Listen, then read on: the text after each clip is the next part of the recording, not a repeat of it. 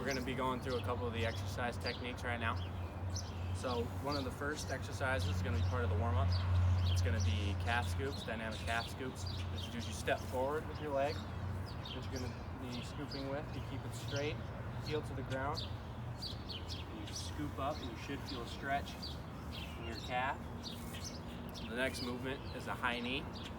So with a high knee, you want to extend on the arch of your foot and bring your knee up to your chest in an over-exaggerated movement, like a run, but over-exaggerated. So this is what it looks like. The next movement is off of that movement. It is the butt kicker.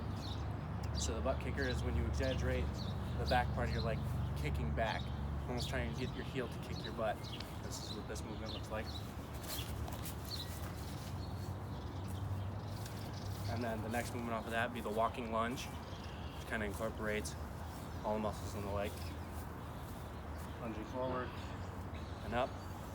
You want to keep it at 90 degrees, and you want your knee to barely hover over the ground. You don't want it to touch the ground. It's going to be above the ground. And then the next movement is the side shuffle. You want to keep a good low base and shuffle side to side. You don't want your feet to touch. Plant, shuffle again. More movements we're going to be going through. This is called Good Morning. You're going to be getting a stretch in your glutes and your hammies. You slightly bend the knees. I like tactic of holding a bar. Lean forward. Keeping your back straight. You should feel stretch in your hamstrings. Come back up. It's a good morning. Another exercise is arm circles. Rotation of the shoulder. You want your palms up, thumbs facing out. And do small circles. And you should feel stretch in your shoulder area. And then the next movement is body weight squats. You want to have your feet shoulder width apart, toes pointed slightly out, and you want to squat down. Arms out in front, parallel, and come back up. These are the forearm plank. These next movements are the forearm plank. You want to rest your body on your forearms. Stay up on your toes. You want to stay in a straight line as you plank, activating the core.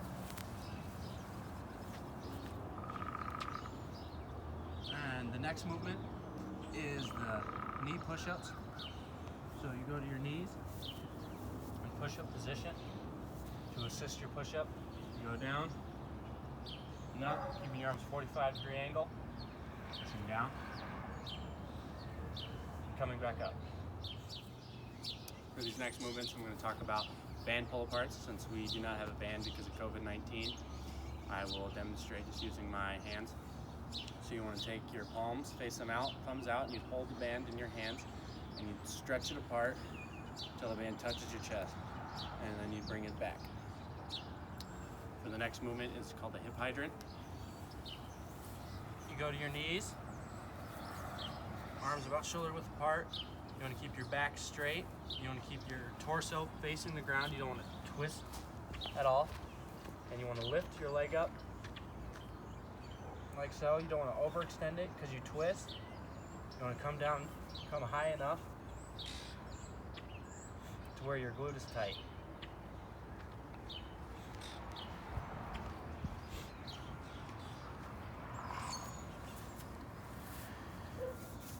So the next movement is leg raises. You want to lay flat on your back. And the goal is to at least lift your leg 6 inches above the ground. And back down. Go higher if you can. Keep your feet together. And don't have your heels touch the ground. This activates the core.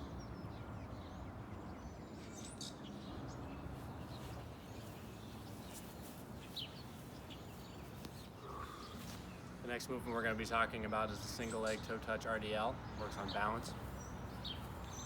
So you want to have one leg slightly elevated off the ground, the other leg straight, knee slightly bent, And you want to extend down, keeping the knee slightly bent, moving with your hips. Touch the ground and come back up.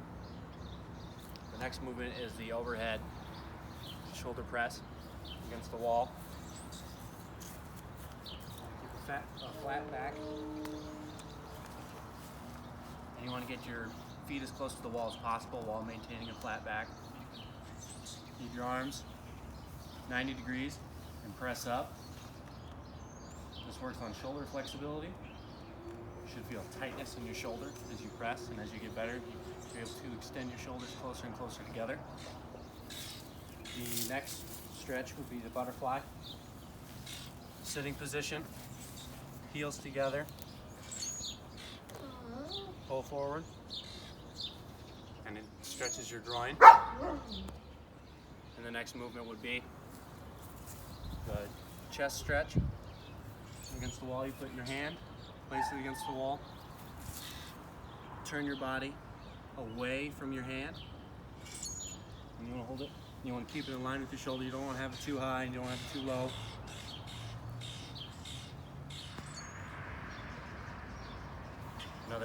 Another exercise to do is the self-shoulder massage. And what you do is you massage your teres major and minor in your shoulder, your rotator cuff. What you do is you lift your arm up, take your hand, and you dig underneath the shoulder in a circular motion. This is just a feel-good exercise. I'm looking into other stretches now, going over right over left. Toe touches. Slightly bend your knee. Go down. Try and touch your toes. And then left over right, same thing. Slightly bend knees, down, touch your toes, you hold. And after that, it's a pretzel. Just focus on your hips. Left arm over right leg. You want to take your opposite arm to opposite knee, and then twist. You should feel stretch in your glute.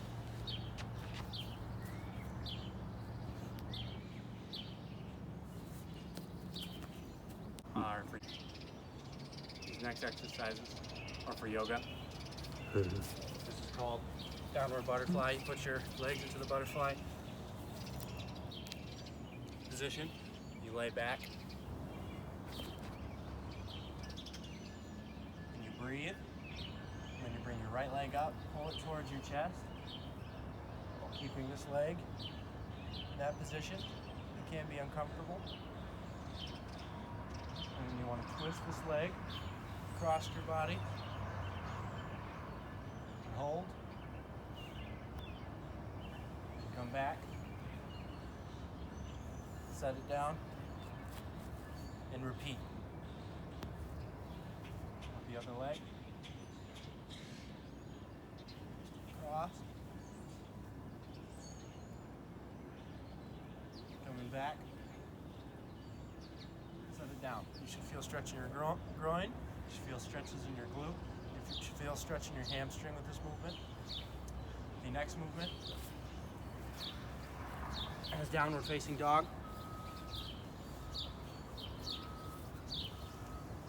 You want your heels off the ground, butt up, hands about shoulder width apart. And you want to rock back and forth occasionally, holding this position. Get your heels to touch the ground on occasion. And come forward. You should feel stretch in your calves.